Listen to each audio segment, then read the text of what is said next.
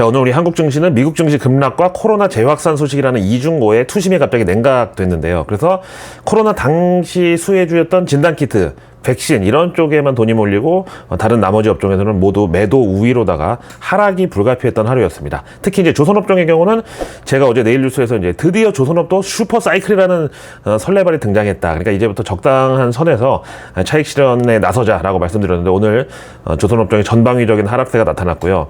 그럼에도 지금까지 오른 폭이 워낙에 크니까 이 정도 하락으로 추세 전환을 걱정할 필요는 아직은 없다고 봅니다. 자, 그럼 이제 우리가 내일 바로 금요일인데 마음 편한 주말을 보내기 위해서는 현재 우리 한국 증시를 둘러싼 주변 환경이 어떤지 정확하게 파악을 해야 될 필요가 있는데, 먼저 오늘 새벽에 미국 증시 급락에 대해서는요, 또 그 트럼프에 대한 유태인들의 버르장머리 고치겠다는 길들이기 차원이었다라고 말씀드릴 수 있는데, 그래서 이번에는 뭐냐면은 간밤에 미국에서 20년 만기 미국채 입찰이 있었는데 여기에 대한 수요가 예상외로 부진하게 나타나면서 그 20년 만기 미국채 낙찰 금리는 물론이고 요것 때문에 다른 미국채 대표적인 10년물부터 장단기 금리가 모두 동반 급등이 나와버렸습니다. 아시다시피 국채 금리가 올라가면 그 나라가 갚아야 될 이자 부담이 늘어나는 거고, 만약에 이런 패턴이 장기화되면은 아예 그 나라의 경쟁력 자체에 문제가 생긴다고 투자자들이 이제 판단할 수 있고요. 결국 그러면 화폐 가치랑 주식 같은 유가증권 가격까지 모두 하락할 수가 있습니다. 근데 이번에는 누가 봐도 트럼프에 대한 징벌성 그런 미국채 입찰 부진 현상이었고, 그게 이제 전체 미국 금리를 자극하다 보니까 금리를 급등시킨 거죠. 근데 이거는 우리 입장에서도 좀 예의주시할 필요가 있는 게, 현재 당선 가능성 1위를 달리고 있는 민주당 이재명 후보는 대대적인 재정 완화를 예고해 놓은 상태고, 일단 당선 직후에 최대 30조 원 규모의 추경 풀고, 그 다음에 이제 기본소득 같은 데 쓰려면 한국의 국채 발행도 역시 급증할 수가 있습니다. 요거는 정치적인 얘기로 또 들린다고 비난하실 수가 있어서 이따가 다시 한번 제가 최대한 객관적으로 얘기해 보기로 하고요. 대신에 이제 미국과 해외의 경우를 말씀을 드리면, 이거는 이제 각자 알아서 우리 상황에 적용을 하시면 될 것 같은데, 지난 코로나 팬데믹을 기점으로 우리 이제 대한민국을 비롯한 각국 정부와 중앙은행 완전히 그냥 그때 풀악셀로다가 돈을 풀었었는데, 물론 그 당시에는 이제 코로나로 인한 경기의 어떤 충격을 최소화하기 위한다는 명분이었지만, 이게 아시다시피 돈을 한번 풀면은 걷어들이는 거는 진짜 너무 힘듭니다. 그래서 이제 물가가 코로나 때 한번 껑충 뛰어 올랐는데, 이것도 역시 한번 오른 인플레이션을 잡는 거는 여간 힘든 게 아니에요. 그래서 글로벌 금융시장에서 가장 중요한 바로미터인 미국, 그 다음에 유럽연합, 이런 이제 주요국 선진국들의 장기채 수익률은 계속 이제 고공행진 중인데, 여기다 이제 트럼프가 최근에 관세까지 또 미친 듯이 때리면서 그 유럽 중앙은행 ECB도 저금리에 신중하다는 스탠스로 돌아서고 있습니다. 그럼 이제 미국의 경우는 대외 순자산도 마이너스고 또 재정 적자가 엄청나게 큰 상황에서 국채 금리가 올라가면 역시 내야 될 이자 부담이 클 수밖에 없는데, 문제는 그 미국 국채의 최대 고객인 일본, 그 다음에 이제 유럽도 전부 지금 장기 국채 금리가 사상 최고치로 육박을 하고 있다는 거예요. 그럼 이제 예를 들어서 대기업 사옥 근처에다가 이제 식당을 하시는 분들의 경우는 그 회사에 갑자기 세무조사가 닥쳤다. 그럼 당연히 고객이 줄어들 수밖에 없는 지금 그런 상황인 거죠. 여기다가 이제 간밤 트럼프가 지난 그 서브프라임 사태 당시에 출혈이 컸던 부동산 모기지 전문 금융사 중에서 이제 두 곳이 메이저인데, 그 페니메이랑 프레디맥, 여기를 민영화하겠다고 선언했는데, 사실 당시에 이제 이 페니메이랑 프레디맥은 미국 정부에서 공적 자금을 투입해서 부채를 일단 미국 정부가 보증하고 또 떠안을 거 떠안고 이러면서 결국 이제 살려놨는데, 우리로 치면 주택금융공사 이런 형태로 현재 공영화된 상태거든요. 근데 이 페니메이하고 프레디맥을 트럼프가 다시 민영화로 돌리겠다. 그래서 지금까지 미국 정부가 여기 투입한 공적 자금 다시 회수하겠다, 이런 발표를 해서 또 주택 모기지 시장이 간밤에 한번 또 시끄러웠습니다. 그러니까 이제 미국에서 주택담보대출 그 모기지를 받으려면 여기 프레디맥의 30년 만기 모기지 금리가 이제 기준인데, 일단 모기지 금리도 이제 여기 민영화되면 당연히 올라갈 수밖에 없다고 보고, 근데 이미 지난 트럼프 취임 이후 여기 프레디맥의 모기지 담보대출 금리는 계속 올라가서 지난주에 6.72%를 찍었는데, 이게 작년 7월 이후 최고치였습니다. 그래서 미국의 중앙은행인 연준이 작년 7월 이후로 계속 금리를 인하했는데, 이 주택담보 모기지 대출 금리는 오히려 올라갔다. 이게 바로 트럼프가 언젠가 이번처럼 민영화로 이제 내칠 거라는 우려가 반영된 것도 있지만, 또 미국의 재정 적자가 우려되면서 앞에 말씀드린 대로 아예 그냥 달러 표시 자산들의 가치가 떨어진다. 이거는 뭐 당장 개인도 신용등급이 내려가면 대출금리는 자동으로 올라가는 거랑 똑같은 이치죠. 그래서 이제 미국의 모기지 금리도 같이 올라간 지금 상황인데, 근데 아시다시피 이제 이 부동산 대출금리는 뭐 우리도 그렇지만 소비 심리에 굉장히 큰 영향을 미치는 항목이고, 또 미국의 그 소비자 물가지수 CPI의 주거비 항목의 비중이 또 큰데, 그 주거비가 결국은 이 대출금리에 뭐 연동이 되는 거니까요. 근데 이제 기축통화국인 미국도 이런데, 우리는 정부의 GDP 대비 재정 적자 비율이 갑자기 증가하면 원화 표시 자산의 가치 하락, 그리고 국채를 비롯한 각종 금리의 상승폭은 미국보다 더 가파르게 오를 수 있다고 봅니다. 그다음 이제 코로나 재유행 관련해서는 현재 중국, 홍콩, 대만, 태국에서 코로나가 재확산되면서, 아니 지금 겨울도 아닌데 하필 시기도 그 지난 코로나 때처럼 이제 봄에 갑자기 확산세가 가팔라지니까 뭔가 심상치 않다는 분위기고요.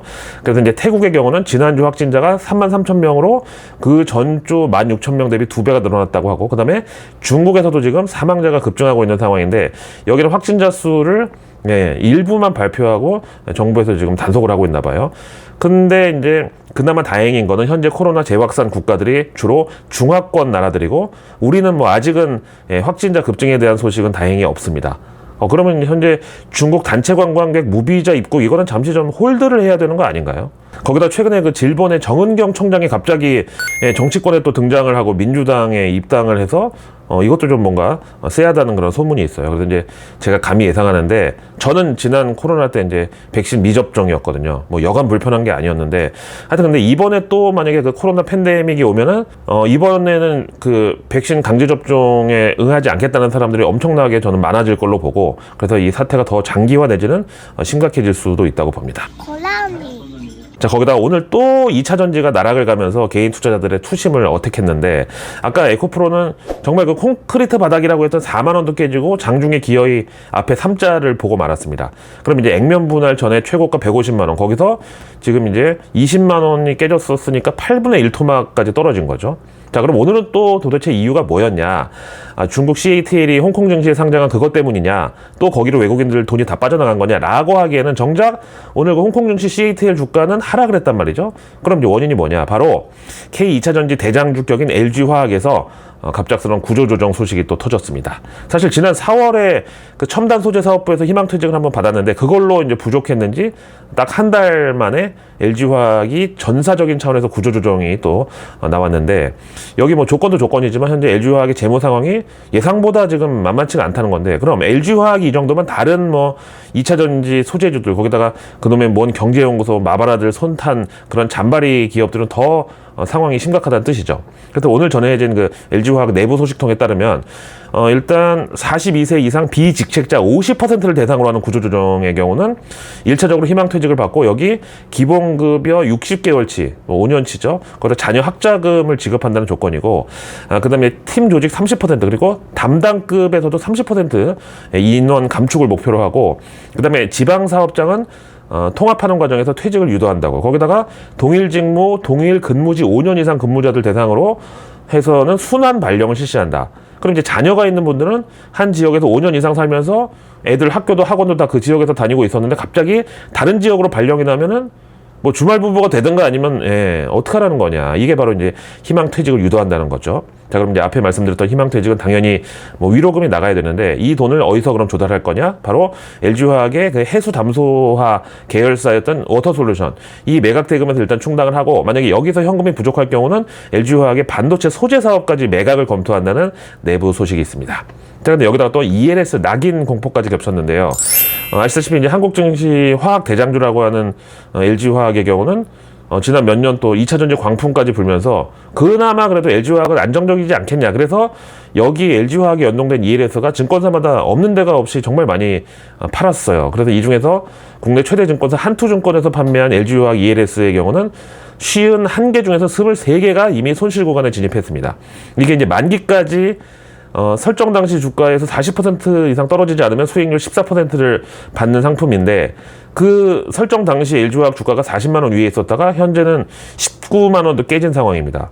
사실 LG에너지솔루션 물적 분할할 그때 당시에 그 또 마바라들이 지금 이제 완전 저평가고 막 박일 세일이라고 해서 그때 들어간 분들이 대부분인데, 이게 이제 내년 만기 때 상환 조건을 아예 이탈해 버리면 최대 손실률이 100%, 그러니까 아예 원금에서 10원 한 장도 못 건지는 그런 상황이 되는 거죠.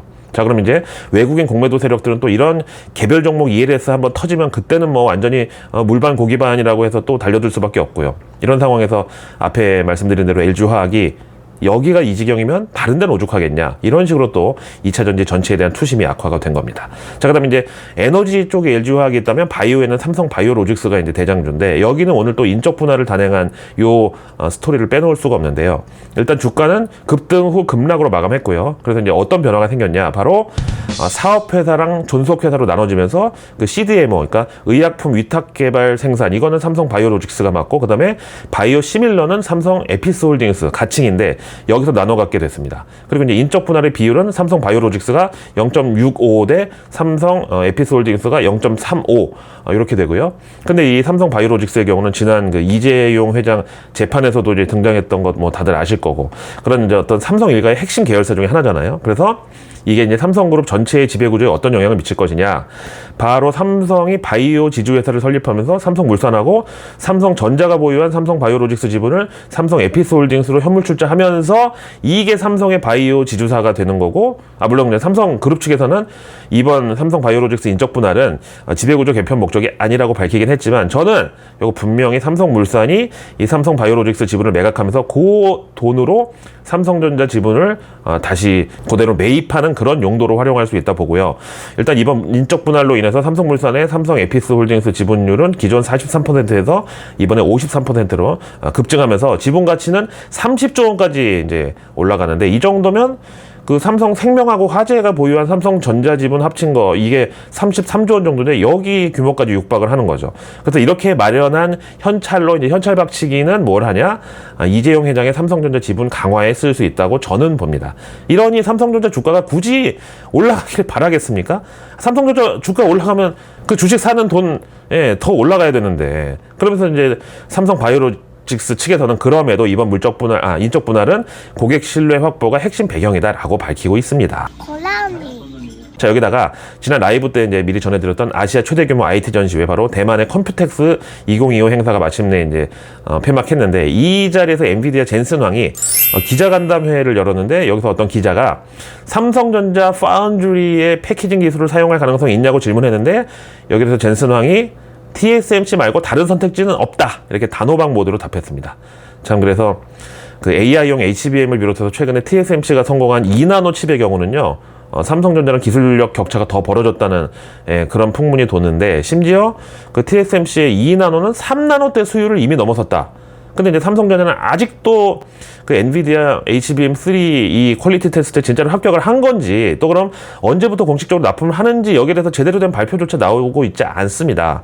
근데 이 와중에 SK 하이닉스에서는 또 대형 사건이 하나 있는데, 지금까지 일단 알려진 거로는 그 중국으로 기술 탈취하려다 붙잡힌 전 직원에 대해서 이번에 검찰 공소장이 나온 것 같은데, 이걸 동아일보에서 이제 단독으로 입수했어요. 그래서 보니까 SK 하이닉스의 HBM 패키징 기술에 대해서 무려 5,900장의 사진을 무단 촬영해서 이미 중국 측에 전달을 한 것으로 밝혀졌습니다.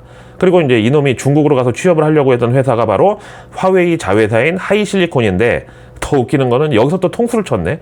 거기서 이제 자료만 일단 받고 이 사람이 이직을 좀 미루겠다고 하니까, 이번에는 요놈이 다른 중국 회사에 이력서 보내가지고 이제 막 수사망이 좁혀올 것에 대비해가지고 불안하니까 일단 중국으로 뜨려고 했는데, 이걸 수사당국이 제보를 받아가지고 결국 공항에서 극적으로 체포를 한 겁니다.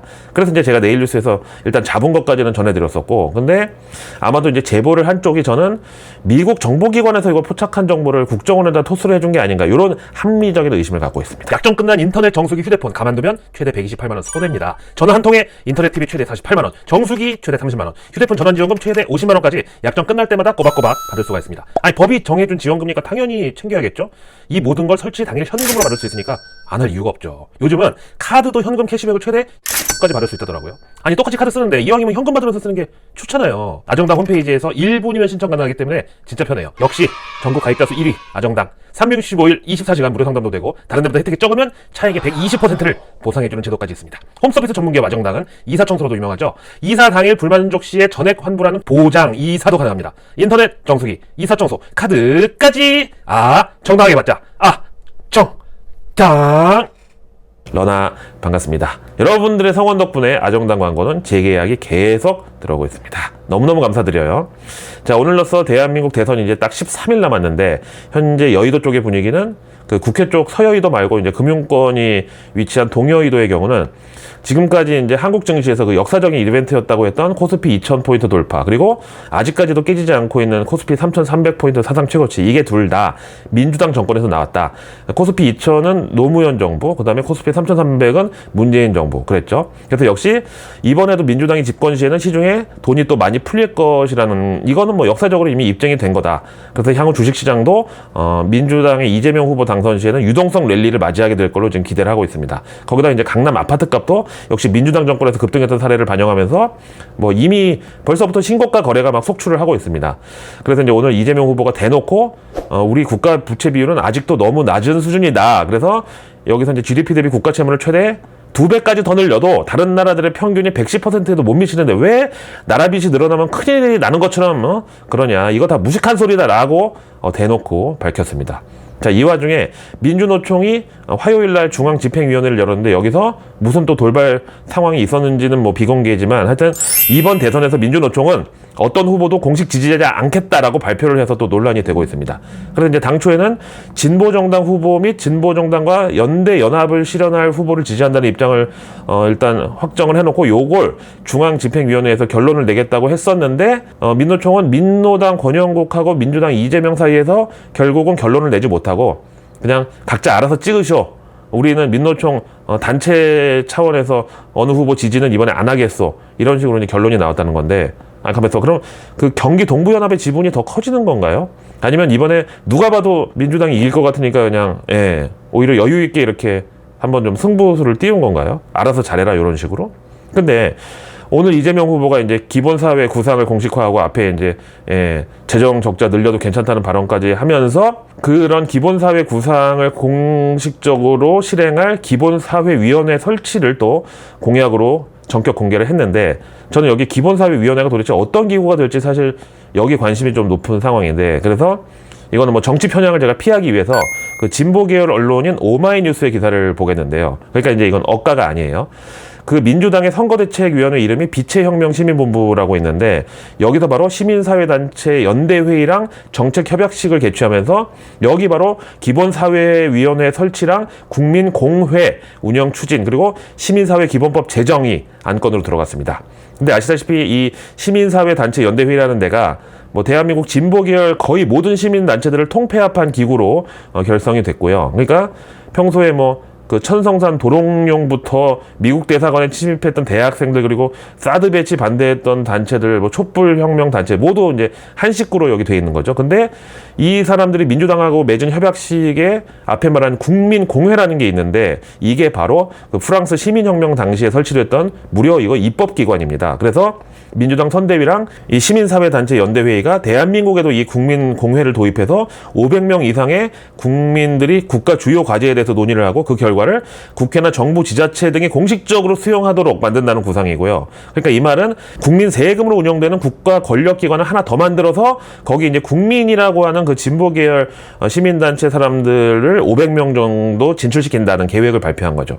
아니 이게 제가 진짜로 뭐 트집 잡으려고 하는 소리가 아니고 실제로 국회 의안정보 시스템에 보면은 민주당이 21대 국회에서 발의한 시민사회 기본법에 따르면 국가와 지자체가 그 시민단체에 의무적으로 자금을 지원하는 시책을 수립하도록 이렇게 돼 있어요. 공식적으로. 거기다가 정책 수립과 시행, 평가도 시민단체와 협의하도록 권고하고 있고, 그래서 공익활동이라고 명명된 시민사회 활동 증진에 필요한 재원 규모와 조달 방안도 모두 이 기본계획에 포함되는데요. 여기 그 행정안전부 장관이 책임지고 그 시민사회위원회와 논의를 해야 된다고 나와 있는데, 그 시민사회위원회 민간위원은 40명 이내로 자격은 시민사회 분야에 관한 학식과 경험이 풍부한 사람이라고 좀 애매하게 돼 있어요. 그럼 결국은 그 진보 계열 시민단체 인사들이 또 여기 대규모 진출을 하는 거죠. 근데 지금 여의도 찌라시에는 차기 이재명 정부의 행정안전부 장관으로 유시민 전 장관이 지금 하마평에 올랐다고 합니다. 그러면 이제 유시민과 시민단체의 콜라보. 그래서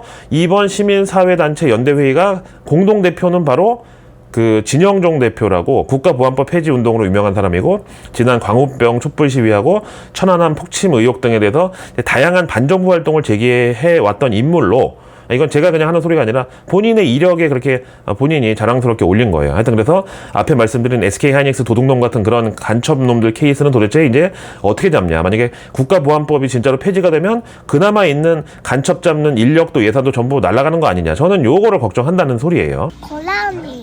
자, 이제 오늘의 외국계 리포트로 넘어가서 최근 우리 런망주, 그러니까 런던 고라니 유망주 가운데서 바로 이틀 전 골드만삭스에서 그 매수 의견으로 띄웠던 시프트업이 오늘 같은 대세 하락장 분위기에서도 장중 10% 급등 나왔는데요. 아까 거래량 터지는 거 보니까 이거는 절대로 그런 유튜브 마바라들, 주식 장사치들이 할 수 있는 그런 스케일이 아니었어요. 자, 앞에 말씀드린 대로 이제 또다시 코로나 때처럼 인플레이션이 창궐한다? 그럼 역시 F&B, 즉 식음료 업종에 또 관심이 갈 수밖에 없는데, 마침 오늘 모간 스탠리가 농심에 대해서 가격 인상에 따른 마진 회복은 2분기부터 본격화될 것으로 보고, 특히 이제 해외보다 한국에서 수익성이 한층 개선될 것이다. 그리고 미국의 경우는 라면 가격 인상 시점을 3분기로 연기를 했다는 점을 언급하면서, 그럼에도 투자 의견은 오버웨이, 즉 비중 확대에다 목표가는 45만 원으로 콜했습니다. 그 다음 이제 앞에도 나왔던 삼성생명에 대해서 모간 스탠리가 밸류업 여지는 아직 유효하지만 가시성이 제한적이라고 제목에 붙였고, 그래서 중기적 관점으로 이게 향후 3에서 4년 총 주주 환원율 50% 목표는 그래도 달성이 가능하다고 보네요. 그래서 목표가 92,000원에 투자 의견은 이퀄웨이, 즉 시장 비중. 그 다음에 이제 현대해상은 JP모간에서 한국의 대통령 선거와 금융위원장 교체 이후 가장 적극적인 지급 여력 자본 수단들이 검토 및 실행될 걸로 보고 있다. 그래서 연말 지급 여력 비율 목표는 160%로 설정되어 있는데, 2025년 1분기에는 자산과 부채 간 듀레이션 갭이 확대됐고, 이에 따라 금리 변동에 대한 KICS 민감도가 증가했다. 이는 할인율 하락으로 인해서 부채 듀레이션이 증가했기 때문이다. 중기적으로 그래서 현대해상은 2027년 12월까지 이 듀레이션 갭을 현재 3.7년에서 약 1년 수준으로 축소하는 것을 목표로 한다. 그 다음에 이제 자동차 보험에서는 연속된 보험료 인하로 인해서 손해율 압력이 지속되고 있다. 그래서 2026년쯤에 보험료 인상 논의가 있을 수 있고, 경미사고 관련 보험금 규제 완화가 이루어질 경우에는 손해율 개선에 기여할 것으로 기대된다. 그래서 저는 만약에 제가 공직에 진출하면 무엇보다 이 손보에 있어서는요, 무슨 경추, 요추 이런 염좌, 요거는 무조건 자부담으로 저는 처리해야 된다고 봅니다. 진짜 한의원을 제가 뭐라고 하는 게 아니라 그 한의원의 그 교통사고 염좌로 막 연장해가지고 한 6개월씩 침 맞고 막 추나 치료받고 한약 타먹고, 이거 진짜 이대로는 안 됩니다. 자, 그래서 이제 현대해상에 대해서 다만 단기적으로는 한국의 경기 둔화를 감안하자고 JP모간에서 언급하면서, 그래서 보험료 인상 가능성은 당장은 좀 낮은 것으로, 그래서 투자 의견 그래도 비중 확대 오버웨이트에다가 목표가는 33,000원으로 고렸습니다.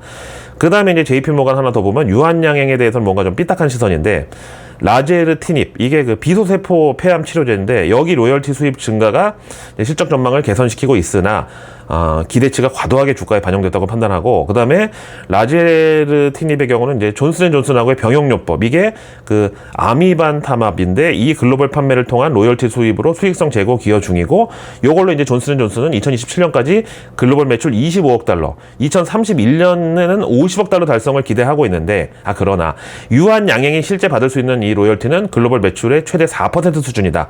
그래서 목표가 8만 원에 투자 의견은 언더웨이, 즉 비중 축소로 후려쳤습니다. 그 다음에 고려아이언에 대해서는 맥쿼리 증권이 지배구조 분쟁은 지속될 전망이고, 법적 분쟁도 계속되면서 지배구조 불확실성이 이어질 걸로 본대요. 근데 현재 주가는 그 희귀 금속 가격 강세, 이게 바로 이제 중국의 수출 제한 영향인데, 요거랑 재련 마진 개선 기대에 따라서 2025년 수익성 회복 전망을 기대하면서 여기 40% 배당 성향 및 자사주 204만 주 전량 소각 정책도 고려아연 주가의 긍정적 요인이다. 그러나 현재 주가는 역시 또 실적 대비 과도한 수준이라서 맥쿼리는 향후 밸류에이션 재조정 필요성이 있어서 목표가를 기존 대비 8% 하향한 60만 원에 투자 의견 매도로 고렸습니다. 그래서 내일 뉴스는 내일 보면 너무너무 늦습니다. 구독과 알림 설정 그리고 주변의 소중한 분들께 이 내일 뉴스 미리 보기를 공유해 주세요. 그럼 제가 아직 나오지 않은 오늘 뉴스도 아닌 내일의 뉴스를 매일 저녁 여러분들 안방으로 직접 배달합니다. 자, 내일은 벌써 이번 주 마지막 거래일 금요일이고요. 또 미국은 다음 주 월요일에 메모리얼 데이로 이제 휴장 겸 이제 연휴에 들어갑니다. 일단 내일 우리 정부는 물가 관계 차관 회의를 개최하는데 최근에 이재명 후보의 워딩을 보면 이제 현 정부에서부터 물가 대책을 심각하게 지금 사전 대비해야 될 가능성이 있죠. 그다음 이제 내일 마침 생산자 물가지수 4월분도 또 나오니까 그 다음에 내일 정부 발표가 여름철 기상이변 대비 재난취약시설 현장 점검으로 안전관리 강화 요건데 진짜 날씨가 엊그제까지만 해도 아침에 나 경량 패딩 입고 나갔다고 했는데 오늘 완전히 이거 한여름 날씨 아닌가요?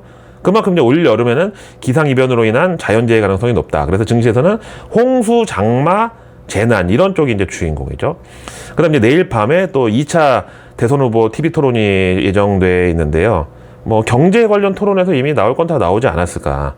그 다음에 내일 증시 일정은 이 와중에도 내일 또 신규 상장이 하나 있는데 바로 인투셀.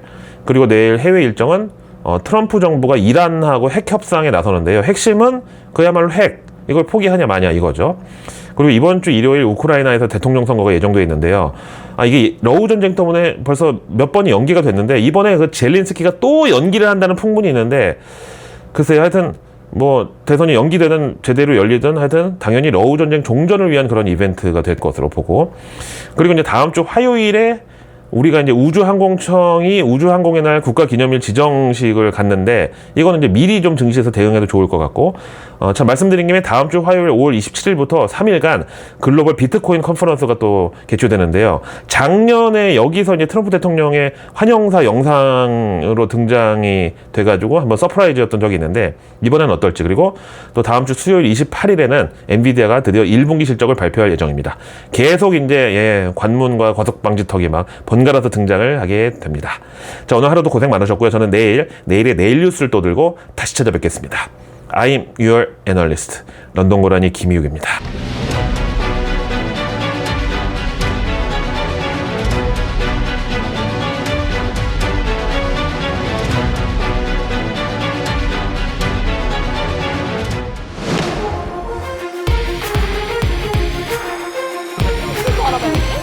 걱정하지 마. 아주 무서운 뉴스다.